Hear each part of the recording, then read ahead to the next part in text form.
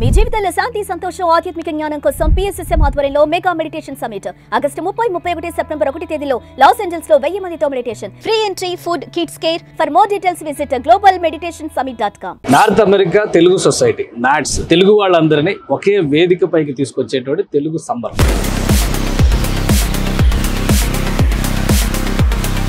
NATS లో పాల్గొనేందుకు పౌర సరఫరాల శాఖ మంత్రి నాదెండ్ల మనోహర్ గారు వచ్చారు. ఒకవైపు సంక్షేమం, రెండో వైపు అభివృద్ధి. ఈ విషయంలో కూటమి ప్రభుత్వానికి ఈ ఏడాది పరిపాలనలో మీరు ఇచ్చేటువంటి రేటింగ్ ఏంటి? ఫస్ట్ పాయింట్ అందరికి గుర్తు చేసేది ఏంటంటే, గతంలో మీకు మాట్లాడే స్వేచ్ఛ ఉండేదా? పూర్తిగా నాశనం చేశారు. పదే పదే ప్రభుత్వానికి అండగా నిలబడండి, కలిసి మేము ఉంటాం అనే మాట పవన్ కళ్యాణ్ గారు అన్నప్పుడు కూడా వ్యక్తిగతంగా టార్గెట్ చేస్తారు. కూటమిని బలపరచాలనే భావన ఎందుకు వ్యక్తపరిచారంటే, రాష్ట్ర అభివృద్ధి మనకి మొత్తం అంధకారంలో నెట్టేశారు. కనీసం కట్టడి మట్టి వేసేవారు గుంత పూడ్చలేకపోయారే. పోలవరం ప్రాజెక్టు కట్టే అవకాశం లేదు, కమిషన్ల కోసం దీన్ని నాశనం చేస్తారు. ఏం చెప్తారు మీరు దాని సమాధానం? వాళ్ళు చేయలేని పనిని మేము చేస్తున్నాం అనే ఒక ఈర్షతోటి ఆ మాటలు అంటున్నారు తప్ప,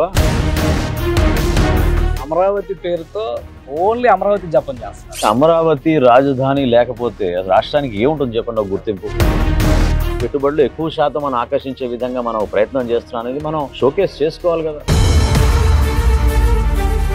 వంకచర్ల ప్రాజెక్టు గురించి పదే పదే విమర్శలు చేస్తారు. తెలంగాణ నుంచి కౌంటర్ రాజకీయం మొదలైంది. ఒక రాంగ్ ఆర్గ్యుమెంట్ తీసుకెళ్తున్నారు ప్రజల్లో. దానివల్ల మీకు ఎక్కడ నష్టం జరుగుతుంది చెప్పండి?